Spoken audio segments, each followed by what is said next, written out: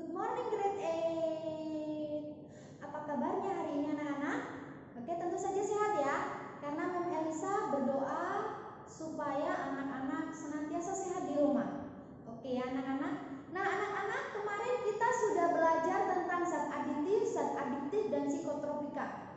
Oke, sekarang kita akan belajar tentang sistem peredaran darah ya. Sebelum kita belajar atau sebelum kita menyimak materi tentang sistem peredaran darah, anak-anak silakan siapkan buku IPA-nya ya. Siapkan buku IPA-nya dan buka halaman 203. Oke, sudah buka halaman 203? Ya, anak-anak silakan baca terlebih dahulu halaman 203 sampai halaman 213 ya. Dibaca terlebih dahulu, setelah itu simak video pembelajaran dari Mem Elisa ya. Hari ini kita akan belajar tentang sistem peredaran darah. Organ-organ apa saja sih yang penting? Ya, di dalam sistem peredaran darah manusia itu ada organ-organ yang penting. Oke, yang pertama, organ yang paling utama adalah jantung. Benar ya? Ya, jantung karena fungsi jantung adalah memompa darah ya ke paru-paru juga ke seluruh tubuh. Oke. Nah, yang selanjutnya ada paru-paru. Nah, kenapa paru-paru? Karena di paru-paru darah itu akan mengikat oksigen ya. Darah akan mengikat oksigen, kemudian dia kembali ke jantung, terus dari jantung akan disalurkan ke seluruh tubuh. Itu paru-paru. Terus yang terakhir, penyalurannya gimana anak-anak? Nah, penyalurannya ada pembuluh darah ya. Sama seperti anak-anak, saat anak-anak naik mobil, naik motor itu kan ada jalan rayanya. Nah, pembuluh darah itulah si jalan itu ya, supaya darah bisa ke seluruh tubuh. Nah, kita akan belajar tentang itu ya anak-anak, tentang sistem peredaran darah, yaitu organ dan sistem peredaran darah. Nah, nanti Mem Elisa juga akan berikan nyanyian ya. Oke, anak-anak, nyanyian ini memudahkan anak-anak untuk anak-anak menghafalkan sistem peredaran darah besar dan sistem peredaran darah kecil. Oke? Nah, itu adalah tadi pembelajaran kita hari ini, materinya tentang sistem peredaran darah. Pesan dari Mem Elisa adalah simak video pembelajaran dari awal, pertengahan sampai akhir ya. Jangan diloncat-loncat karena Nah, anak-anak, kita akan belajar tentang sistem peredaran darah, yaitu tentang organ penyusun sistem peredaran darah pada manusia, sistem peredaran darah, ada besar dan kecil nanti ya, dan struktur dan fungsi darah. Simak baik-baik ya. Anak-anak, materi ini ada di buku cetak halaman 203 sampai 220. Anak-anak bisa baca terlebih dahulu, kemudian anak-anak simak materi pembelajaran dari Mem Elisa ya. Tujuan pembelajaran yaitu mengidentifikasi dan membandingkan organ-organ penyusun sistem peredaran darah, membedakan macam sistem peredaran darah. Yang ketiga, mengidentifikasi struktur dan fungsi darah. Perhatikan lalu lintas di jalan raya. Kamu akan melihat mobil, motor dengan pengendaranya, atau orang bersepeda melintas di jalan. Jika kamu naik bus atau kereta api, kamu akan berhenti di terminal atau stasiun. Tubuh manusia juga memiliki sistem transportasi. Pembuluh darah berperan sebagai jalan, darah berperan sebagai pengangkut zat makanan, hormon, oksigen, karbon dioksida, dan air, serta jantung yang memompa darah berperan sebagai terminal atau stasiun pengatur keluar masuknya darah. Sistem transportasi dalam tubuh manusia meliputi sistem peredaran darah dan sistem peredaran getah bening. Sistem peredaran darah. Sistem peredaran darah dibagi menjadi dua, yaitu organ sistem peredaran darah dan darah. Organ sistem peredaran darah itu ada jantung, pembuluh darah, dan paru-paru. Ya, kemudian pada darah itu ada komponen cair dan komponen padat. Komponen cair yaitu plasma darah, komponen padat ada sel darah dan keping darah.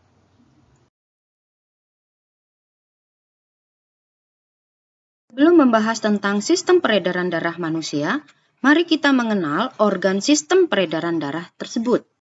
Organ peredaran darah yang pertama adalah jantung, paru-paru, dan pembuluh darah. Jantung manusia terletak di rongga dada sebelah kiri. Jantung berfungsi untuk memompa darah ke seluruh tubuh, dan jantung ukurannya kira-kira kepalan tangan masing-masing pemiliknya. Bentuk jantung seperti pada gambar, dan jika jantung kita potong, penampakannya akan seperti berikut. Jantung terdiri 4 ruang, dan untuk memudahkan mempelajari tentang jantung, maka penampakan jantung kita ubah menjadi seperti berikut. Dan masing-masing ruang jantung seperti pada gambar. Mari kita bahas tentang masing-masing ruang jantung secara lebih detail. Yang pertama adalah serambi kiri. Selanjutnya yang kedua adalah serambi kanan. Yang ketiga, bilik kiri. Dan yang keempat adalah bilik kanan. Agar darah dalam ruang jantung tidak tercampur, maka jantung mempunyai katup atau sekat yang biasa disebut katup jantung. Berikut letak masing-masing katup jantung. Selanjutnya, mari kita bahas tentang cara kerja jantung. Fungsi jantung adalah untuk memompa darah. Jantung mengalami proses relaksasi atau diastol, di mana otot jantung mengendur sehingga jantung seperti mengembang. Dan letak darah masih di serambi seperti pada gambar. Lalu proses kontraksi atau sistol di mana otot jantung menegang sehingga jantung menguncup dan letak darah masih di bilik seperti pada gambar. Jadi, setiap jantung berdenyut selalu ada gerakan relaksasi dan kontraksi secara terus-menerus selama manusia itu hidup. Selain jantung, ada organ yang tak kalah penting yaitu paru-paru. Bentuk dan letaknya seperti pada gambar.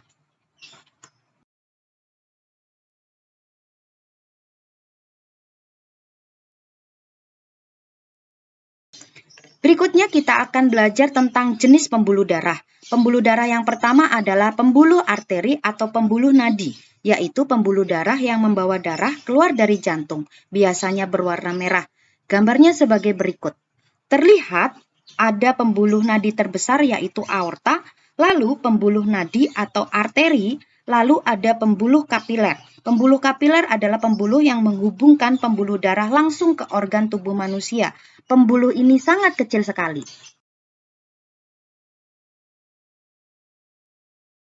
Lalu berikutnya ada pembuluh balik yang mengantarkan darah kembali ke jantung. Ada pembuluh arteri pulmonalis yang mengantarkan darah dari jantung ke paru-paru. Dan ada pembuluh vena pulmonalis yang mengantarkan darah dari paru-paru kembali ke jantung. Berikutnya adalah cara kerja jantung. Seperti yang sudah dijelaskan di awal, jantung berfungsi memompa darah ke seluruh tubuh. Maka beginilah cara kerjanya. Saat relaksasi atau diastol, bentuk jantung mengembang dan darah masih di dalam serambi kanan dan serambi kiri. Katup terbuka, lalu darah menuju bilik. Saat berkontraksi, bentuk jantung menguncup dan darah mulai dipompa keluar dari jantung menuju pembuluh darah, ke paru-paru dan ke seluruh tubuh. Lalu, kembali lagi ke jantung. Proses tersebut terjadi secara terus-menerus setiap jantung berdenyut. Proses peredaran darah. Darah di serambi kiri menuju ke bilik kiri, lalu menuju ke pembuluh darah. Berkumpul sementara di aorta, lalu ke seluruh tubuh melalui pembuluh nadi atau arteri. Setelah itu mengalir melalui pembuluh balik atau vena menuju ke serambi kanan dan lanjut ke bilik kanan, lalu menuju ke arteri pulmonalis di paru-paru. Mengalami pernafasan, lalu menuju ke vena pulmonalis. Proses tersebut terjadi secara terus-menerus setiap jantung berdenyut. Penjelasan tentang warna darah. Jika darah berwarna merah, maka darah tersebut banyak mengandung oksigen atau O2 dan sari-sari makanan. Jika darah berwarna biru, maka darah tersebut banyak mengandung karbon dioksida atau CO2. Berikut penjelasan tentang warna darah pada peredaran darah.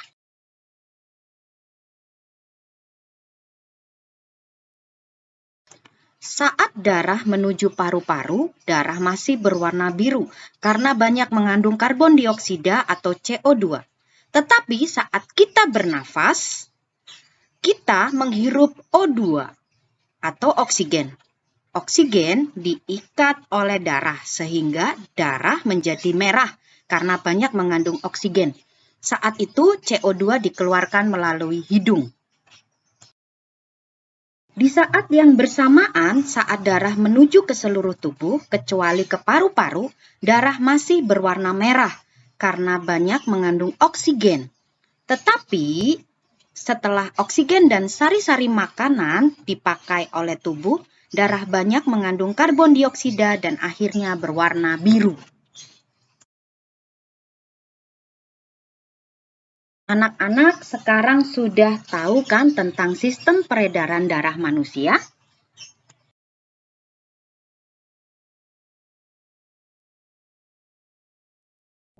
Nah, baik anak-anak, hari ini Mem Elisa akan mengajarkan lagu tentang sistem peredaran darah besar dan peredaran darah kecil.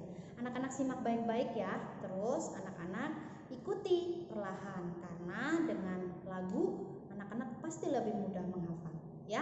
Nah, anak-anak, yang perlu diketahui sebelum kita nyanyi, yang perlu anak-anak ketahui adalah sistem peredaran darah kecil itu adalah sistem peredaran darah dari jantung, paru-paru, jantung. Nah, untuk sistem peredaran darah besar itu dari jantung ke seluruh tubuh kembali lagi ke jantung. Itu saja ya.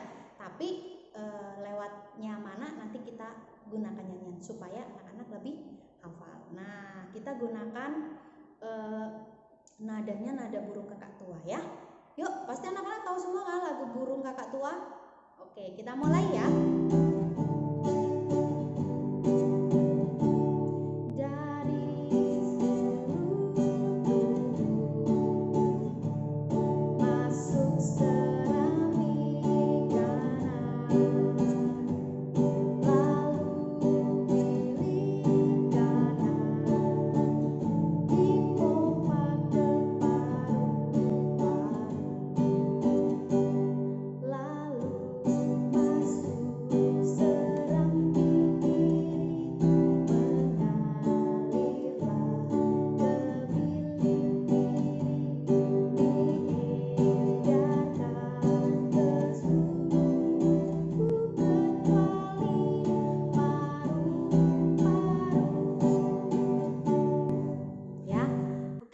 Bisa semua kan lagunya kan?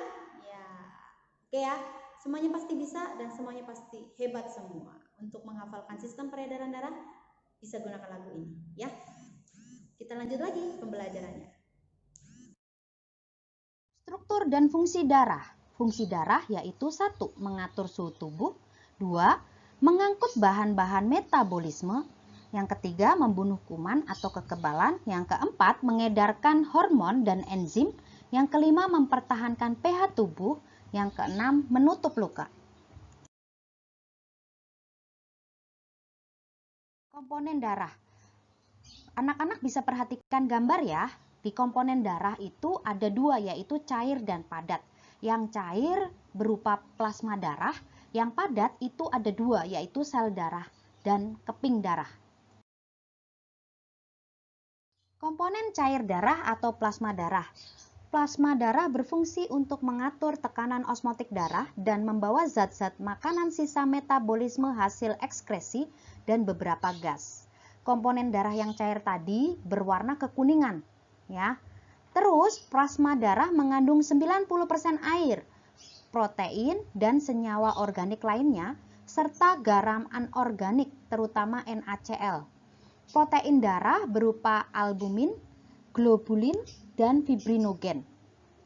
Beberapa zat yang larut dalam air adalah zat makanan, mineral, hormon, antibodi, zat-zat sisa atau urea dan CO2, serta zat pembeku darah atau fibrinogen dan protrombin. Plasma darah tanpa fibrinogen disebut serum.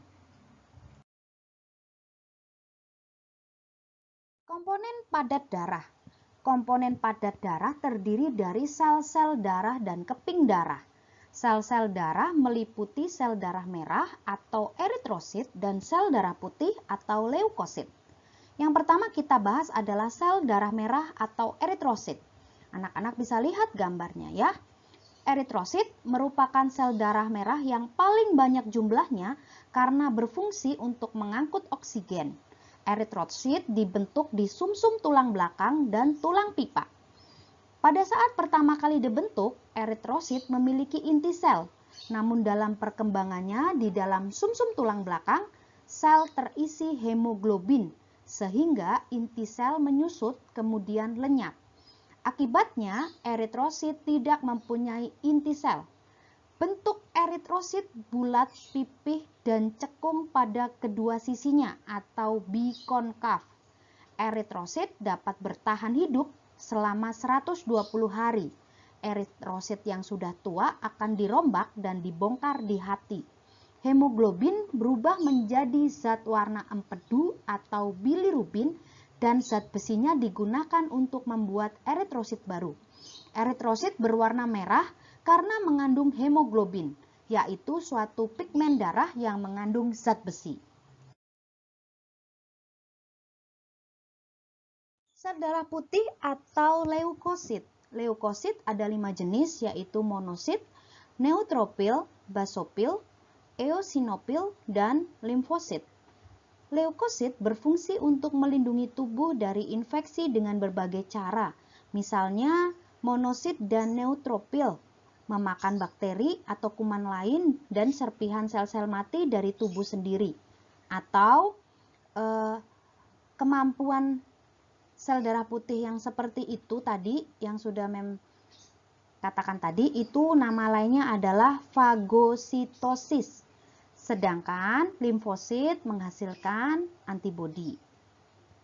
Bentuk leukosit tidak tetap atau amuboid dan dapat menerobos dinding kapiler. Nah, kemampuan ini namanya diapedesis. Umur leukosit sekitar 12-13 hari, tidak berwarna dan memiliki inti sel. Dalam setiap 1 mm kubik darah mengandung 5.000 sampai 10.000 leukosit dan jumlahnya akan meningkat jika ada infeksi.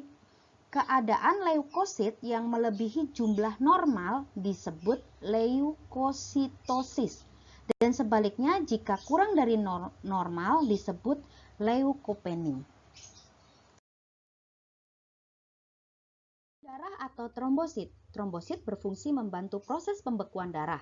Umur trombosit 7-9 hari dan jumlahnya 200-400 ribu per milimeter kubik darah.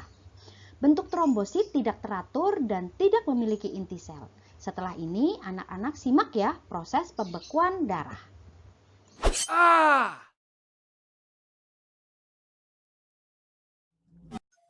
Proses pembekuan darah atau penggumpalan darah merupakan proses yang kompleks untuk mencegah tubuh kehilangan banyak darah ketika terjadi luka. Proses tersebut meliputi pengetatan pada dinding pembuluh darah yang terluka, pelepasan zat untuk menarik keping-keping darah ke daerah luka, dan pembentukan benang-benang fibrin. Dalam proses pembekuan darah, keping-keping darah atau yang dikenal dengan trombosit menyentuh permukaan luka yang kasar dan pecah mengeluarkan enzim trombokinase. Trombokinase akan mengubah protrombin menjadi trombin. Protrombin merupakan enzim yang belum aktif, berupa senyawa globulin yang dihasilkan di hati dengan pertolongan vitamin K. Sedangkan trombin merupakan enzim yang sudah aktif. Pengubahan protrombin menjadi trombin memerlukan zat kalsium untuk mempercepat proses tersebut. Trombin mengubah fibrinogen atau protein yang larut dalam plasma darah menjadi fibrin yang berbentuk benang-benang.